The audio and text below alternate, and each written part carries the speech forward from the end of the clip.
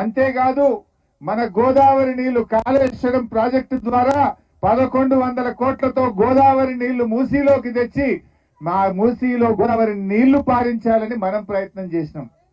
కానీ రేవంత్ రెడ్డి ఆ గోదావరి నీళ్లు తెచ్చేది బంద్ పెట్టిండు, ఎస్టీపీలు బంద్ పెట్టిండు, మూసీలో ఇల్లు గులగొట్టుడు పెట్టిండు, పేదోళ్ళ ఇల్లు గులగొట్టిండు.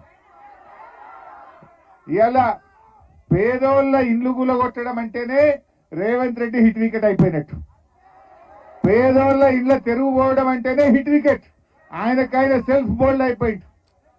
ఎందుకంటే ఎవడన్నా గరీబోళ్ళ తెరుగు పోతాడా? నువ్వు మూసి శుద్ధి చేయాలంటే గోదావరి నీళ్లు తీసుకురా, నువ్వు గోదావరి నీళ్లుదే. ఇంకా ఏమన్నా ఎస్టీపీలు అవసరం ఉంటే కట్టి మూసీలోకి మురికి నీరు పోకుండా చూస్తే అది మూసీ అభివృద్ధి అవుతుంది. కానీ మూసీ ముసుగులో రియల్ ఎస్టేట్ వ్యాపారం చేస్తా, మూసీ ముసుగులో పేదల ఇల్లు కూడా కొట్టా అంటే బీఆర్ఎస్ పార్టీ చూస్తూ ఊరుకోదని చెప్పి కూడా ఈ సందర్భంగా హెచ్చరిస్తా ఉన్నాం. ఇక 6 గ్యారెంటీలు అన్నాడు. మీ విద్యార్థులందరికీ 5 లక్షల భరోసా కార్డు ఇస్తా అన్నాడు. వచ్చిందా ఎవరికన్నా? సంవత్సరంలోగా 2 లక్షల ఉద్యోగాలు అన్నాడు. వచ్చినా ఎవరికన్నా? మహిళలందరికీ 2500 అన్నాడు. మీ అమ్మకే గాని మీ అక్కకి గాని వచ్చిందా? అంతేకాదు వృద్ధులకు వితంతువులకు 4000 పెన్షన్ అన్నాడు. వచ్చిందా ఎవరికన్నా? అంటే 6 గ్యారెంటీల అమలులో రేవంత్ రెడ్డి డకౌట్ అయిండు. డకౌట్. 6 గ్యారెంటీలో ఏం అమలు చేయలే. రైతులకు రుణమాఫీ చేయలే, రైతులకు 15,000 రైతు భరోసా ఇవ్వలే, విద్యార్థులకు 5 లక్షల భరోసా కార్డు రాలేదు. మరి ఏ ఒక్కటి కూడా అమలు చేయలేదు. ఇక స్కాలర్షిప్ల 0 గుండు సున్నా. రేవంత్ రెడ్డి విద్యార్థులకు ఇచ్చే ఫీజు రియంబర్స్మెంట్ లో గాడిద గుడ్డు పెట్టిండు. గాడిద గుడ్డు.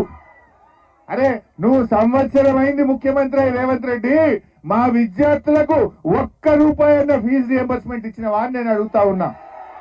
1 రూపాయి అంటే మా ఎస్సీ ఎస్టీ బీసీ పిల్లలను ఇలా చదువులకు దూరం చేస్తుండు. మాటలు కోటలు దాటుతున్నాయి. కాలేజీలో ఏమో పిల్లల్ని ఫీజు కట్టమంటున్నారు, డిగ్రీ పాస్ అయిన వాళ్ళకేమో సర్టిఫికెట్లు ఇస్తలేరు. మరి ఆ రోజు కేసీఆర్ గారు ముఖ్యమంత్రి అయినప్పుడు ఫీజు రియంబర్స్మెంట్ పథకం మంచిది. ఆనాడు వైఎస్ రాజశేఖర రెడ్డి గారి పథకాన్ని ప్రారంభించిండ్రు. దీన్ని కొనసాగిస్తా అని కేసీఆర్ 10 ఏళ్లు కూడా కొనసాగించిండు. 10 ఏళ్ల కేసీఆర్ పాలనలో ప్రతి సంవత్సరం ఫీజు రియంబర్స్మెంట్ కు 2,000 కోట్ల రూపాయలు కేసీఆర్ గారి ప్రభుత్వం ఇచ్చింది. 10 ఏళ్లలో కేసీఆర్ గారు 20,000 కోట్ల రూపాయలు పిల్లల ఫీజు రియంబర్స్మెంట్ కి ఇచ్చారు.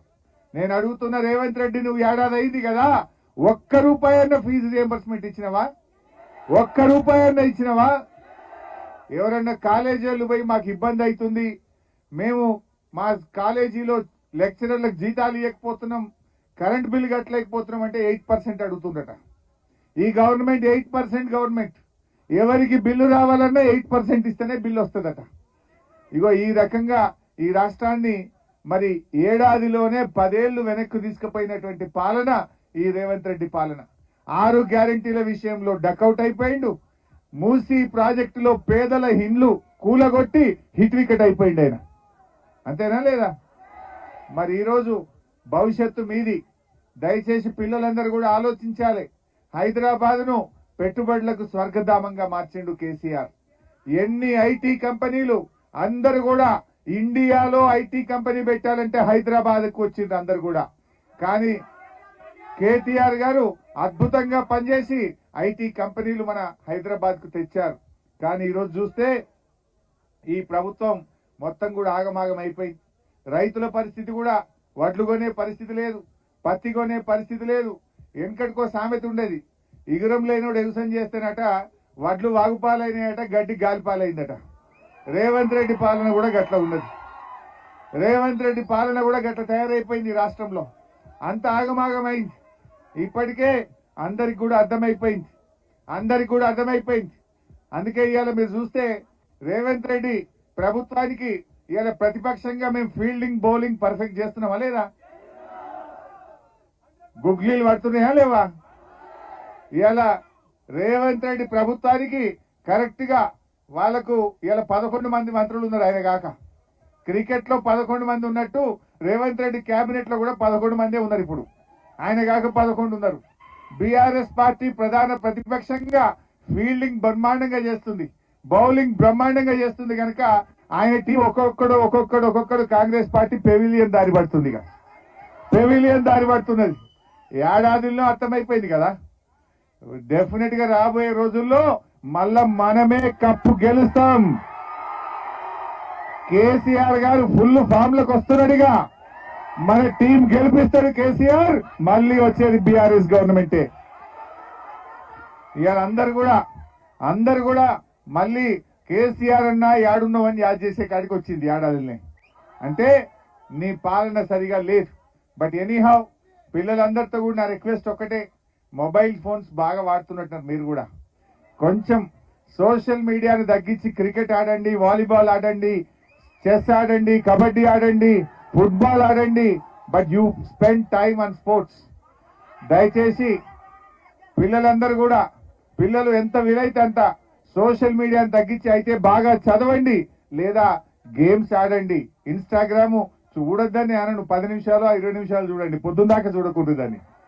పొద్దున్న దాకా చూస్తే మీ కళ్ళు దెబ్బతింటాయి, మీ ఆరోగ్యం దెబ్బతింటది, మీ యొక్క ఫిజిక్ దెబ్బతింటది.